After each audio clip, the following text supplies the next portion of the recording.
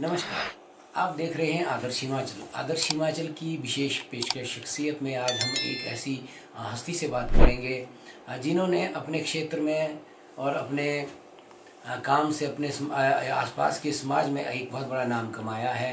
तो हम बात करेंगे आरपी निपटासी जी से। तो ये कमांडेंट हैं यहाँ पे अपने विभाग में। तो बात करेंगे किस तरह से इन्होंने ये उपलब्धि हासिल की। एक सिपाही के तौर से एक कमांडेंट की कुर्सी किस तरह से प्राप्त की और इनके नाम बहुत सारे अवार्ड में, राष्ट्रपति अवार्ड है, दूसरे अवार्ड है, बहुत सारे इन्होंने अचीवमेंट भी हासिल की। निपटा जी, सबसे पहले आपका स्वागत है आदर्श हिमाचल। नमस्कार। मैं सबसे पहले तो आपका धन्यवाद करता हूँ आदर्श न्यूज़ का, जिन्होंने मुझे अपने इस कार्यकाल में अपनी इसको बताने का मौका दिया। सबसे पहले आपका धन्यवाद करता हूँ। जी, सबसे पहले आप बताएं कि भी आप इस फील्ड में कब आए और किस तरह से आए, क्या कठिनाइयाँ रही उस दौर में, क्या परिस्थितियाँ ऐसी थी कि भी आपको ये फील्ड चुननी पड़ी। देखिए 92 में मैं एज ए वॉलंटियर भर्ती हुआ था होमगार्ड में, क्योंकि उस टाइम परिस्थिति ऐसी थी कि that time I was in 9th class, I lost my father, and that time I was in 9th class, I lost my mother. तो मैं सबसे पहले धन्यवाद करना चाहूँगा अपने भाइयों का, बहनों का और अपने सगे संबंधियों का, रिश्तेदारों का, सबका, जिन्होंने कि मुझे उस टाइम गाइड किया, सपोर्ट किया कि हर तरह से जो भी मेरी ज़रूरत है उसको पूरा किया। उस तब से लेकर आज तक मैं जो भी उपलब्धि रही उसके पीछे मेरे घर वालों का, मेरे रिश्तेदार का बहुत बड़ा हाथ रहा। और जैसे ही मेरी मैरिज हुई उसके बाद मैं अपनी वाइफ का भी बहुत धन्यवाद करता हूँ कि जिन्होंने मुझे एट अ टाइम जब भी मैं कोर्सेज के लिए गया या कोई भी मुझे कठिनाई तो मेरा पूरा साथ दिया। वो चाहे मेरे ऑफिस के नोट्स बनाने में है या कोई ऑफिस के कोई डॉक्यूमेंट्स तैयार करना या घर में कोई मुझे फ्री रखा, कोर्सेज के लिए फ्री रखा, सब कुछ फ्री रखा। मैं बहुत तहे दिल से उनका धन्यवाद करता हूँ। जी, जिस तरह से आज आपके डिपार्टमेंट में एक आरपी निपटा का अलग ही नाम है, तो इस नाम के पीछे क्या राज है और क्यों ये नाम अलग जाना जाता है। वैसे तो सभी जो भी अफसर है, चाहे जवान है, सभी अपनी अपनी फील्ड में बहुत अच्छा काम करते हैं। जहाँ तक मैं अपनी बात के अपने बारे में बता दूँ कि मैंने 96 में पहली बार ऑल इंडिया स्पोर्ट्स मीट हुई थी, जो होमगार्ड में जो मैं उसमें पार्टिसिपेट किया था, तो मैंने ब्रॉन्ज मेडल लाया था विभाग के लिए। और 2000 में कुरुक्षेत्र में एक फिर से ऑल इंडिया स्पोर्ट्स मीट हुई जिसमें विभाग के लिए मैं गोल्ड मेडल लाया था। और मैक्सिमम कोर्सेज मेरे बाहर के हैं और मेरे अफसरों ने मेरे जितने मेरे कमांडेंट थे या मेरे कमांडेंट जनरल साहब थे या हेडक्वार्टर स्टाफ थे, उन्होंने मुझ पर विश्वास रखा। बहुत सारे कोर्सेज मेरे बाहर के रहे हैं, जैसे वो चाहे नागपुर के हैं, वो चाहे दिल्ली के, वो चाहे बेंगलोर के। तो इसमें मैं मैक्सिमम कई कोर्सों में मैंने गोल्ड मेडल भी हासिल किया है। और मेरी विभाग की छवि को देखते हुए और मेरे अफसर ने मुझ पर विश्वास किया। और 2009 में मुझे राष्ट्रपति अवार्ड से नवाजा गया है मेरिटोरियस सर्विसेज के लिए। और उसके बाद 2018 में मुझे डिस्टिंग्विश जो सर्विस है उसके लिए बेस्ट राष्ट्रपति महोदय द्वारा, मुझे माननीय राष्ट्रपति महोदय द्वारा मुझे फिर से उत्कृष्ट सेवा के लिए गोल्ड मेडल दिया था। और उसके बाद 2019 में commandant general home guard Himachal Pradesh की मुझे डीजी लिस्ट मिली। 2022 में मुझे director general of civil defence Bharat सरकार, भारत मंत्रालय ने मुझे फिर से डीजी लिस्ट से नवाजा गया है। जी, जिस तरह से आपको अलग अलग उपाधियों से नवाजा गया है और आप आज एक ब्रांड बन चुके हैं अपने डिपार्टमेंट में, आपका नाम एक अलग ही तरीके से और एक लहजे से लिया जाता है।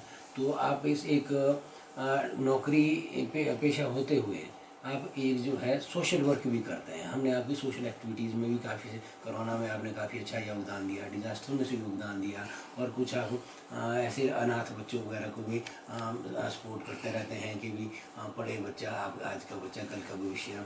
तो इस पर भी, इसके लिए आप कैसे टाइम निकालते इतने हेक्टिक शेड्यूल में। देखिए बहुत सारी चीज़ें होती हैं कि डिपार्टमेंट का जो मैं बिल्कुल अभी तक का जो मेरा एक्सपीरियंस रहा इस सोशल एक्टिविटी में, डिपार्टमेंट के साथ साथ आपको एक्टिविटी या सोशल एक्टिविटी करना भी बहुत ज़रूरी है, जिसमें कि आप जैसे अभी कोरोना के दौरान था तो मैक्सिमम लोगों को हमने अवेयर किया है विभाग के प्रति। और जहाँ मुझे खुद को भी टाइम लगा ऑफिस आवर के बाद में भी, तो लोगों की मदद की, लोगों को बताया क्या डू डोंट्स क्या है। और जहाँ तक डिजास्टर मैनेजमेंट का मेरा एक पर्सनल सब्जेक्ट भी रहा है, उसमें मेरा बहुत एक्सपीरियंस है, प्रैक्टिकल एक्सपीरियंस है डिजास्टर मैनेजमेंट। जैसे कि मैं आपको बता दूं, एक बारी हाटकोटी जो जुब्बल में सावड़ा कैंची के ऊपर एक बिल्डिंग क्लैप्स हुई थी, जिसमें एनडीआरएफ की टीम भी आई थी, मैं भी उसका एक साक्षी था। तो वहाँ पर 5 लोग जो बिल्डिंग गिरी तो 5 लोग उसमें दब गए थे, जिसमें से कि 3 लोग की डेथ हो गई, 2 लोग हमने वहाँ से लाइव कराए थे। आई एम द पर्सन जो कि उस जो आपने तो अगर वो देखा होगा उस स्पॉट, तो बिल्कुल स्टीप से 90 डिग्री पर मैं खुद उसमें नीचे नीचे जाकर उतरा था। तो इस तरह की जो त्रासदी होती है इसमें मैक्सिमम 90% लोग जो पीछे हटते हैं, तो आपको कैसे मोटिवेशन मिलती है कि ऐसी चीज़ों पे आपको आगे आना चाहिए? ये मेरा प्रैक्टिकल जॉब है, क्योंकि मुझे मैं इस चीज़ में मैक्सिमम 92 से आज तक मेरा जो कोर्सेज से रिलेटेड है, विभाग से रिलेटेड, तो मेरा मैक्सिमम मेरा जो डिजास्टर मैनेजमेंट में मेरी मेरी मास्टरी तो नहीं मैं नहीं बोल पाऊंगा, क्योंकि मेरा बहुत एक्सपीरियंस है इसमें, प्रैक्टिकल एक्सपीरियंस है। मुझे लगता है कि मैं किस तरह से लोगों की जान बचा जो हमारा जो विभाग के प्रति भी जो विभाग ने हम पर इतनी ट्रेनिंग के ऊपर पैसा खर्च किया है, विभाग ने हर टाइम मुझे सपोर्ट किया है। मैं विभाग का तो इसके लिए तो बहुत कमांडर जनरल साहब का और बाकी जो मेरे अफसर मेरे साथ रहे उनका बहुत बहुत धन्यवाद हूँ। मुझे इस काबिल समझा कि मुझे इस ट्रेनिंग के लिए, जो इस ट्रेनिंग से हमने सीखा, हमारा जो ट्रेनिंग का मेन मकसद होता है, भले ही लाखों की प्रॉपर्टी लॉस है, मगर अगर हम एक लाइफ को जिंदा बचा सके तो सबसे बड़ी एक रेस्क्यूअर के लिए सबसे बड़ी कामयाबी होगी। जिस तरह इस कामयाबी को आप आगे बरकरार भी रखें और इसी तरह लोगों की सेवा भी करते रहें। तो एक मेरा आखिरी सवाल है आपसे, तो ये एक जो बच्चा है हमारा किस तरह से इस फील्ड में आ सकता है और कहाँ किस प्रोसेस के माध्यम से इस फील्ड में आना चाहे तो कैसे आ सकता है? देखिए, जहाँ तक एक मैं होमगार्ड की अगर बात करूँ तो इसमें पहले एक वॉलंटियर भर्ती होगा, जैसे मैं भी खुद वॉलंटियर भर्ती हुआ है। वॉलंटियर भर्ती होने के बाद विभाग के अंदर बहुत सारे कोर्सेज रहते हैं, बहुत सारे ट्रेनिंग्स रहते हैं। अगर बच्चा उसमें बहुत अच्छा आगे काम करता है, बहुत सारे कोर्सेज करता है, कुछ टेस्ट निकालता है, तो विभाग के अंदर भी बहुत सारे चांसेस है उसको रेगुलर होने के लिए। हौलदार लग जाएगा, प्लाटून कमांडर लग जाएगा, कंपनी कमांडर लग जाएगा। अदरवाइज भी आज की डेट में ये सिचुएशन है कि हमारे पास होमगार्ड विभाग के लिए 15% कोटा स्पेशल पुलिस के लिए, 15% आपका प्रिजम के लिए, 15% कोटा आपका फॉरेस्ट गार्ड के लिए। जैसे फॉर एग्जांपल 100 सीटें किसी विभाग में थी तो 15 सीटों पर हमारा जो कोटा 15% वो सीटें हमारे को। तो जो हमारे पास होमगार्ड में जो जवान आता है, जैसे उसको तो 3 ईयर कंप्लीशन करता है तो वो एलिजिबल होता है फिर पुलिस के इंटरव्यू के लिए।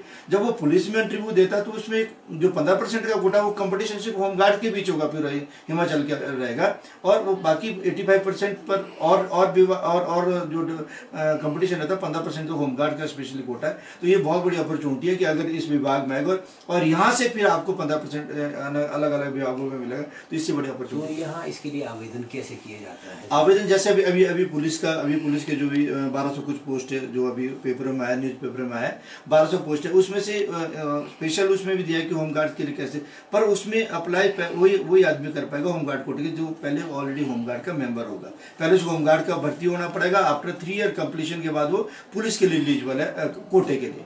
पहले उसको होमगार्ड में एक मेंबर वॉलंटियर भर्ती होना पड़ेगा, तो वो ट्रेनिंग करेगा और 3 ईयर के बाद वो कर सकते। जी, इस तरह से हमने जाना कि आप किस तरह से होमगार्ड में भर्ती कर सकते हैं। आरपी नियुक्ता जी ने हमारे पूरी डिटेल में बताया, हमारे दर्शकों को भी किस तरह से ये फील्ड जो है लोगों के लिए बनी है, इसमें आप समाज सेवा कर सकते हैं, देश सेवा कर सकते हैं। तो इस शख्सियत प्रोग्राम में बने रहिए। अगले हफ्ते एक और नई शख्सियत के साथ। तब तक जय हिंद, जय हिमाचल। आप आदर्श हिमाचल का यूट्यूब चैनल को सब्सक्राइब करना ना भूलें। जय हिंद।